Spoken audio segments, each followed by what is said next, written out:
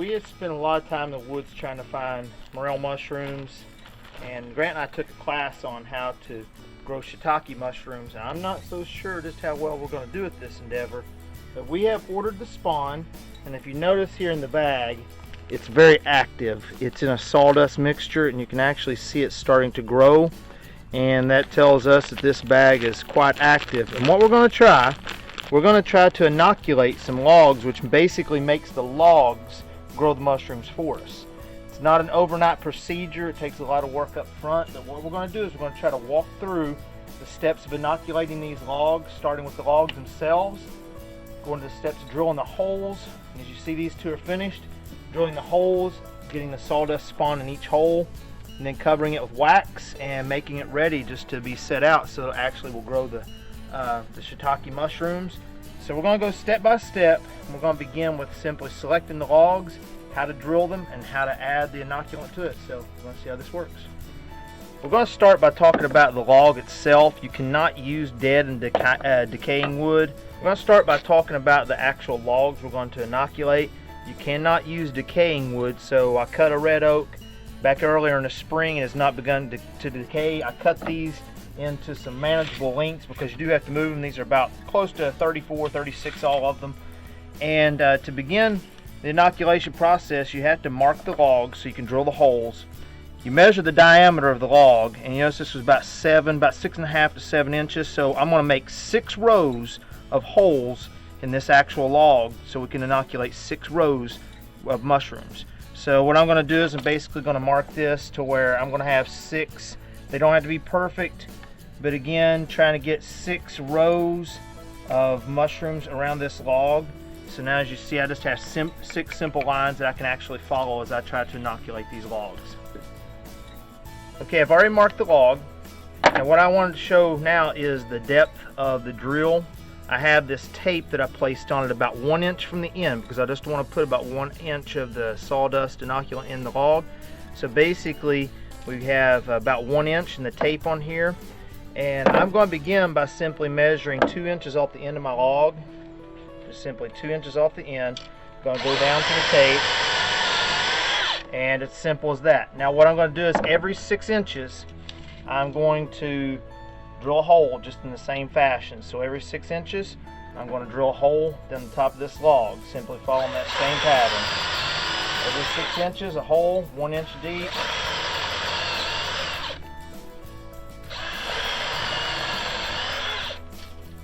Not very difficult at all.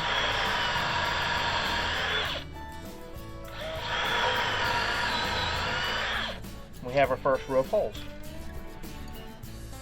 We drilled our first row of holes.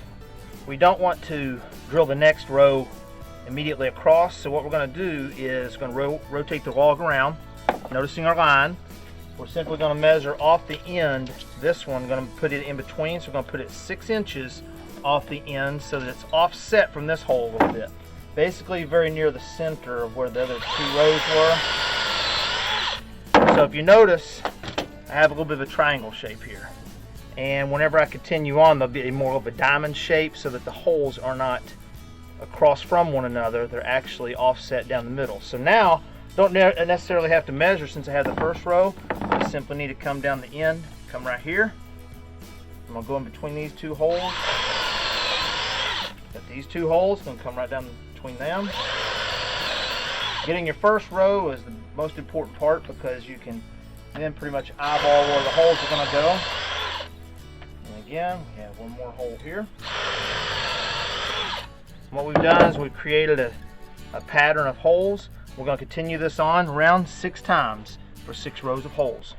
Okay, we've got our log. Now we're going to begin the inoculation process. We have our sawdust spawn. We've mixed it up really well, and I've created this tool where it's going to make me inject exactly just simply 1 inch of spawn into this log, and it's the same size. The dowel is the same size as the hole in the log, so I'm simply going to pack this tool full of the sawdust spawn, and it does take some time. I mean, this is not a quick process. It takes some time. I'm going to simply put this tool over the hole. Going to inject this sawdust spawn into the hole, and there we have the first hole. you simply repeat that process time and time again. And I never counted, but we have 6 rows of holes in this log, and it looks like we have about 5 or 6 holes per row. So that means we've got 30 or more holes in this log to fill. And still, this is not the final step, but again, this helps us to inject it straight to the log, straight into the hole, just putting a little bit of a divot, because we'll actually cover each hole with wax. And this homemade tool works well. We've done a few logs and had no problems, so a little bit of innovation, try something new. So we're really excited, going to give it a shot. So take me a little while, but we'll take a look at it after I've got the log completed, and we'll work with the waxing process.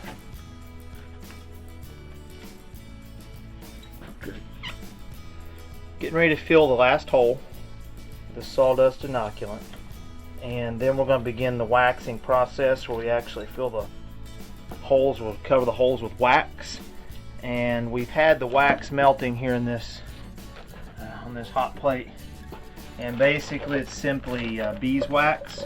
You can use beeswax because it's a little more flexible. People use different types, but just a beeswax, you can order it online and basically put it in. It'll melt pretty quickly. And then we have to cover each hole of inoculant. We have to just put a little bit of wax over it to seal it, to keep anything foreign out of the log, and also to keep the moisture and the sawdust spawn inside the log, so it actually will begin to spawn pretty quickly. Okay, we're going to begin by just simply spooning out some of this wax, and you simply put it over each one of the holes, enough to sort of create like a little pond of wax over it. You may have to put a little more over here in just a moment, as some of it kind of runs to the side. Again, this is just simply sealing the holes, and just takes a lot of time. Again, we have more than 30 holes on each of these logs, so in the amount of time that it takes for the wax to cover it and to sort of solidify enough where I can roll the log over, it does take a little bit of time, but it's a process. So again, these holes are sealing up pretty quickly. You notice it changes the white back to its original color. It just simply means it's getting nearer dry. So we'll just wait till these dry a little bit, and then I'll rotate the log over, and we'll continue covering holes with wax.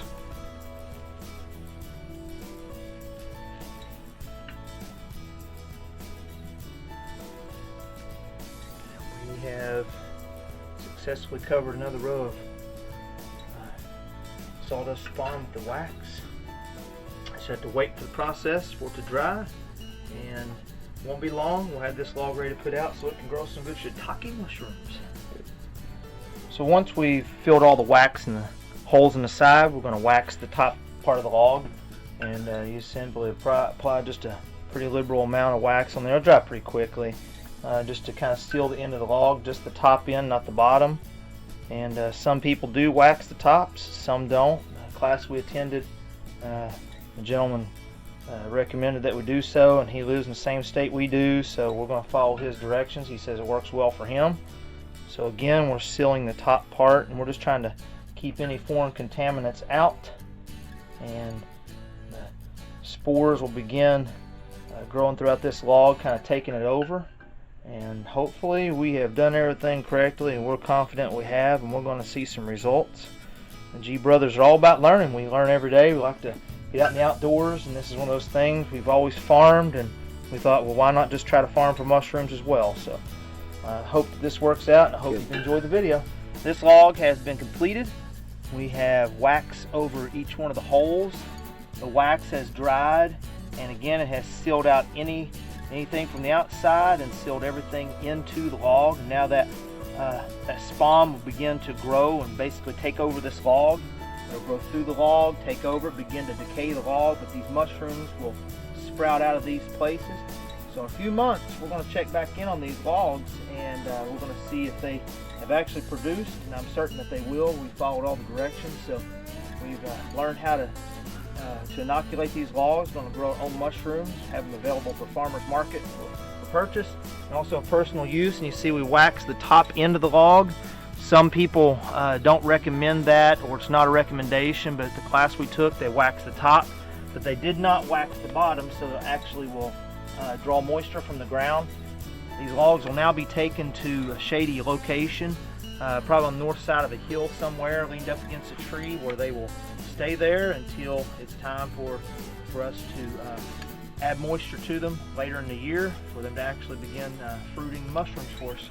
So there we have it. We learned how to inoculate logs for growing shiitake mushrooms.